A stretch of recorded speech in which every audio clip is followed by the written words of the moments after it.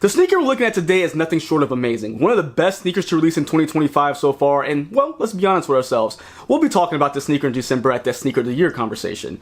But even past that, as we look at this sneaker and look at everything it's done, look at everything it is, I think this sneaker may have actually cemented itself in Jordan 4 history as one of the best to release. Now, today we're looking at the sneaker that is going to be a collaboration with Nigel Sylvester, Jordan 4, brick by brick. Let's get into it.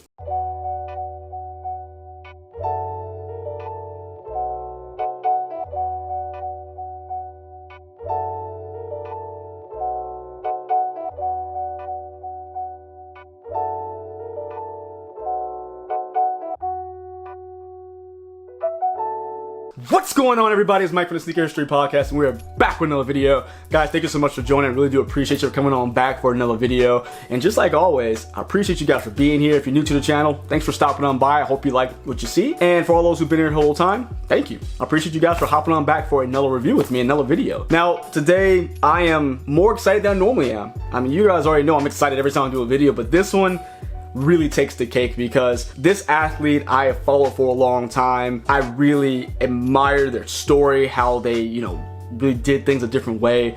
And if you didn't see the intro, which you probably did, or at least see the thumbnail, we're talking about Nigel Sylvester's Jordan 4 brick by brick. Now, guys, this sneaker is absolutely amazing. It is. And you've probably heard it a million times so far. But I wanted to give you guys my take on it because it's not going to be necessarily the hype side of things that makes me excited about this shoe, but from someone who enjoyed action sports as a kid and it wasn't something that was, I guess, thought of people like me should enjoy. Like, it's like, oh, black kid who likes BMX or a black kid who likes skateboarding. People thought that was weird when I was growing up. And it's cool seeing that kind of thing mirrored with Nigel Sylvester. And he took it to a whole new level. He didn't just like it, he took it and became a professional at it. And not only did he become a professional at it, he did it his own way. Not writing contests, but using media to his advantage. From YouTube to Instagram, he became probably the most recognizable BMX rider today. And it was just something that story just resonates with me because I love how he just really took the sport and flipped it on the side to show that, hey, this is me and I can do it this way. And following his story, following his journey, it has just been awesome. And watching him, again, become this icon when it comes not only to BMX, but sneakers. Jordan Brand, being able to sign with Jordan Brand and create a line of sneakers from his Jordan 1 to introducing a new model, the 4RM, and bringing out this brick by brick pair, which I think is awesome because you see that with the first model, the 1, it shows you how he rides his bike, the things he does to his sneakers, what he does throughout his journey on the bike. But this sneaker shows you the journey through his career and through life, how everything was laid out brick by brick. And I think it's something important because in an age everybody looking to find their way, whether it be a sport like Nigel or social media or content creating like I'm doing now, everyone thinks it happens like this. But telling that story brick by brick is really cool, and it really speaks volumes to really be able to say, hey, I didn't do this instantaneously, it took time. A lot of people don't like to tell that story. They like to say, oh, I'm overnight success. But it's cool to be able to tell that story here, and of course making the shoe just look amazing in the process. So that is the reason A, I had to get the shoe, and B, I want to tell you how this sneaker really resonates with me, not just this, oh, it's a Jordan 4, it's hyped up, it's limited. That's cool, but from a sport that I love, from an athlete who I follow and I think is doing a fantastic job, to one of my favorite model Jordans, all those pieces lined up as a sneaker I had to get. And yes, I've worn these already. These, as soon as I posted the unboxing of this sneaker, everyone's asking, are you gonna sell them? Are you gonna sell them? No, I mean, we're gonna talk about the shoe, of course, but guys, I've already worn these. Like, if you can look at a better, there we go, look at that. I've worn these sneakers. I clean the outsoles. Y'all wouldn't talk about me with dirty outsoles in the video, but I've worn these already. I'm gonna keep wearing them because this shoe is just amazing. It should be on foot, it should be worn, and that's the purpose, I feel like. But let's get right into it because I love what they did to this Jordan 4. First things first, guys, they took the traditional just leather or nubuck mudguard and just gave you this rugged, really protective piece if you are going to ride BMX with it. Seems like it would protect your foot as you're maybe sliding across the ground with no brakes, shoving it between the spokes to stop the bike. But that seems like the purpose, give you this more rugged, more durable, utility style material, but also brick by brick, you kind of get that same rough feeling you get from a brick. One of the things that Nigel always does with his sneakers, the mini swoosh, which is one of my favorite things from his sneakers to Air Max 1s. I love a mini swoosh right there in the forefoot done up in white. Really nice contrast because you're gonna get a pretty much monochromatic sneaker, but because of different materials, you get this nice layering effect, this depth, but that white pops off so nicely that just gives the shoe a whole different look than just a all red sneaker or all brick colored sneaker. Now, right underneath that mud guard, you're going to have this nice nubuck, and you guys saw probably from that first shot I did, look at that. You get the brush marks here when you rub against it, super soft, really nice color because again, it's not just this pure red, it's this brick-like red. I think they call it cinnabar. I think that's the color, and it's gonna give you a real, just deep color that is really unique, something you typically don't see in a lot of different sneakers. Now as we go up to our tongue, we're gonna have that Jordan 4 netting that we typically get, but instead of it just being on the top of the tongue, just normal fabric, normal material, we're gonna have a reflective material behind it, which of course represents the bike, reflectors right at night. You get those hits not only on the tongue piece, but also behind the nets on the lateral and the medial side here, which is really cool. I like that. Just different hits to really speak to the bike riding culture. As we get to the laces, now I did switch these laces out immediately because I like the contrast of the cream laces. It does come with the lace that it's gonna have that same brick red color, but again, I did switch them out to the cream laces that do come as a secondary lace option, and I love the way it looks. It pops super nicely here. And it's just a flat lace you typically find on a Jordan 4. The tongue is going to be a super nice suede or nubuck that we're gonna see up top here, just like we saw in the toe box.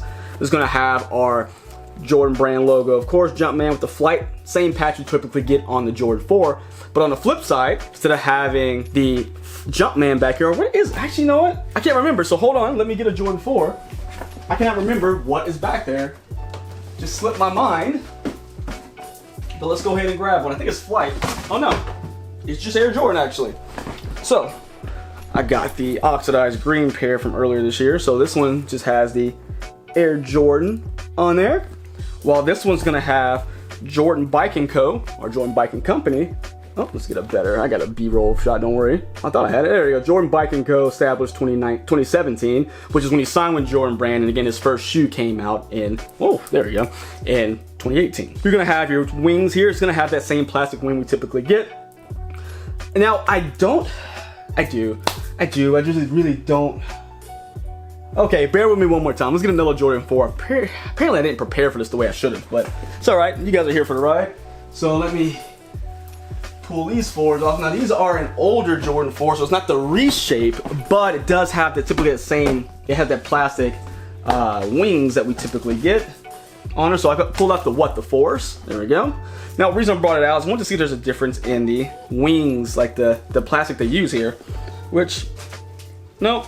Doesn't seem like it. Everything seems to be the same. The reason I wanted to check it out is because I know with the SB4s, which I have never had in hand, I've heard there's like a softer rubber or softer plastic bag here, because some people, which has never happened to me, cut their ankles on this back tab, which is crazy. I just haven't had it happen, so that sucks if that does, and I can see how that can be irritating, but this is gonna be the same as a typical Jordan 4, so it doesn't change it like the SB. Now when you get to the inside, of course, the sock liner is gonna be all that same brick color red inside, and one of the nice pieces is going to be Nigel's brand Go. It's going to be printed on the sock liner, which that's my one complaint about this shoe.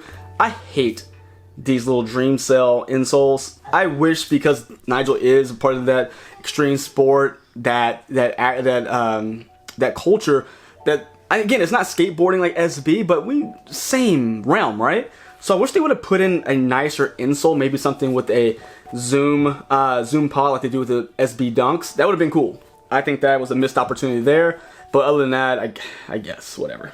It's the insole we're getting. You can always replace them. So I have no kind of like insole preference. So whatever you guys like, go for it. I'll probably take out my Jordan 1 SB insoles and shove them in here just to get that little extra comfort. Now as we get to the midsole area, you're gonna have the traditional Jordan 4 setup. You'll see that you're gonna have a kind of a semi-translucent red popping up. Again, same kind of all-around red, but we're getting these different types of red, which makes it, again, just different depth, different layer to the sneaker. You're gonna have your air unit here, and that air unit is gonna be really around this really cream foam. So you'll see, again, more depth. So if we go from the red to the more that cream color as we get to the bubble. And as we get to the back tab. My favorite part of the sneaker, because instead of saying Nike Air, of course, we gotta go with the Bike Air. I love that. I think that's really the thing. Once I saw they let him change Nike Air on the sneaker, I had to do it. So with the 4RM he had it, which I still haven't got that pair yet, to these, they let him put the Bike Air on it. That's just really cool to me. Just something that you don't see often, because Jordan brand is really protective of their logos and branding, and for them to be able to let them change it to the Bike Air in the back, fantastic, fantastic change. As we get to the bottom, because it does have that traditional, I guess, Nike Air branding on the back, so the Bike Air, you still do have the Nike at the bottom as opposed to the Jumpman logo. And again, traditional Jordan 4 traction, you're gonna have most of it done up in that semi-translucent red. You're gonna have the pods up front with the stars and be a solid rubber, and along with the heels gonna be solid rubber as well. Overall, these fit just like a normal Jordan 4. Pretty comfortable. I didn't have any issues, probably because it is such a nice material, just kind of sits on your foot super nicely. I'd say go true to size of Jordan 4. It's always been my my thoughts, but definitely whatever Jordan 4 size you like rocking, stick with that and go with it here, because it does not change. There's no change in the structure, just a very nice material that sits on top of this one. Now, of course, these are sold out. I got lucky that I won a raffle over at Lee Barron, a local store here in the Houston area. It's actually Huntsville, about 30 minutes north of me. Shout out to them for a cool event they put on when they did the release. But I actually won a raffle for these, the only raffle I have ever won with any sneaker release ever. So I guess it's the first time for everything, which I'm super appreciative of that. But this one is one I'm glad I have in the collection. I hope that they do restocks so more people can get them. Because I'm not about the whole gatekeeping, oh, only a few people should have them. I hope that more people are able to get them. I hope that resale prices drop so that way it makes more sense for people to grab them as well. But let me know what you think. Is this a sneaker of the year? Is this not? Do you like them? Do you not like them? Let me know down in the comments. And until next time, guys, see ya.